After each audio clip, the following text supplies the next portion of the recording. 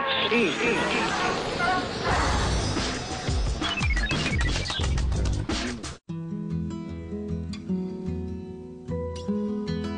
Mr. Barak, you grew up in a kibbutz, then you had a very distinguished military career, followed by a meteoric rise in politics and a very successful business career.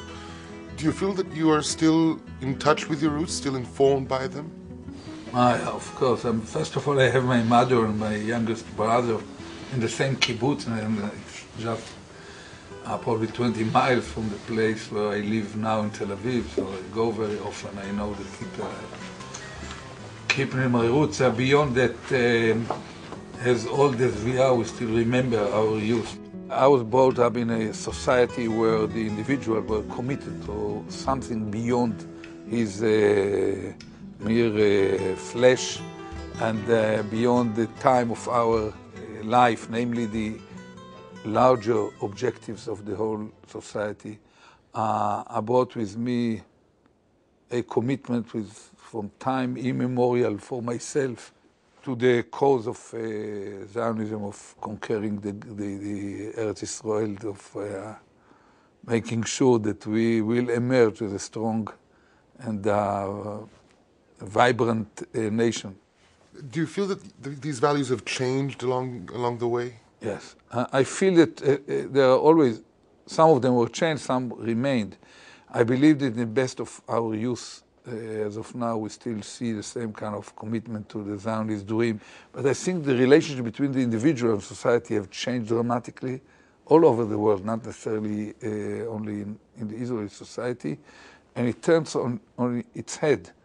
When we were young, the aim of the individual, the higher ideal objective was to serve this greater cause of the society. Nowadays it changed 180 degrees, namely the society is perceived as a platform to enable young people to fulfill themselves. Is this for the better or for the worse? First of all, it's reality, so it has more than one side. I think that in our cause it's probably for the better. First of all, we are in harmony with the advanced societies in the world in this regard. And beyond, I believe the very fact that many Israeli youngsters want to fulfill themselves as a jet fighter pilot in F-16 or working in a high-tech subunit of our intelligence, as long as these kind of carried values are expressing themselves in the wills of young individuals, we are in good shape. In your military career, you've had occasion to risk your own lives and sometimes other people's lives and kill and order people killed. What are the goals that justify people dying?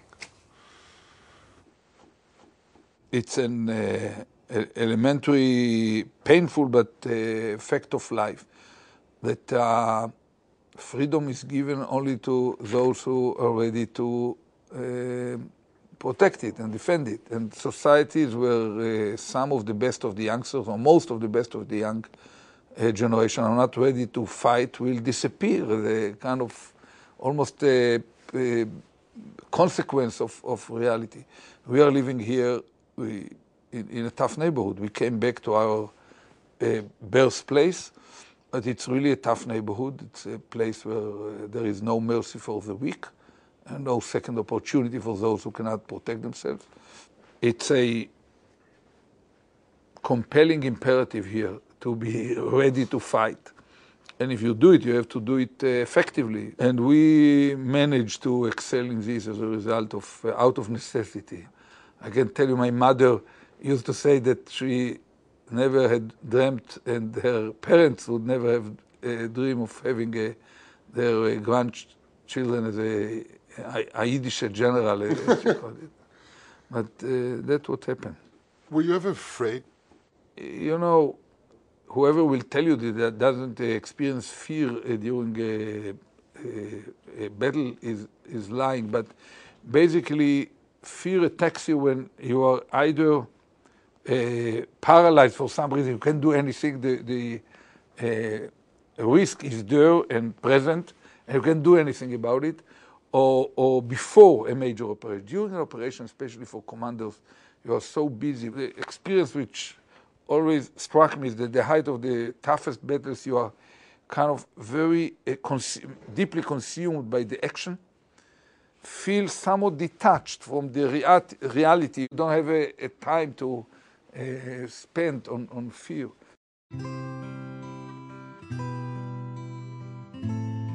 Can you tell us, where do you see, realistically, where do you see Israel in 20 years? And if I may, unrealistically, what are your fantasies for Israel in 20 years? At my age, I try not to fantasize.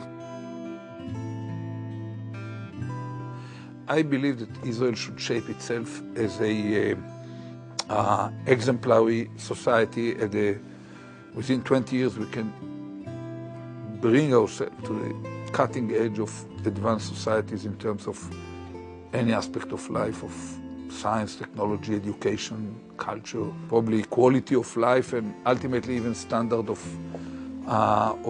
living. I believe that excellence is the essence of Israel.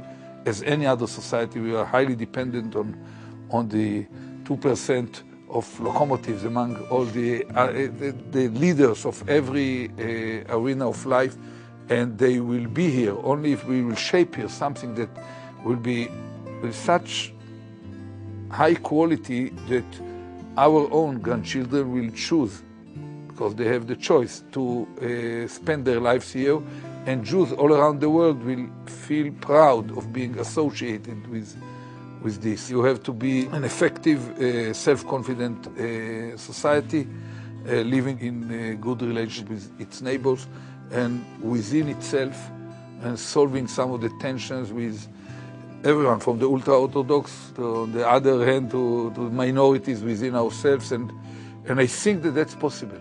It's about what we will do about it, and in this sense, it is in our hand, and this is our heaviest or more important responsibility. Mr. Barak, thank you very much. Thank you.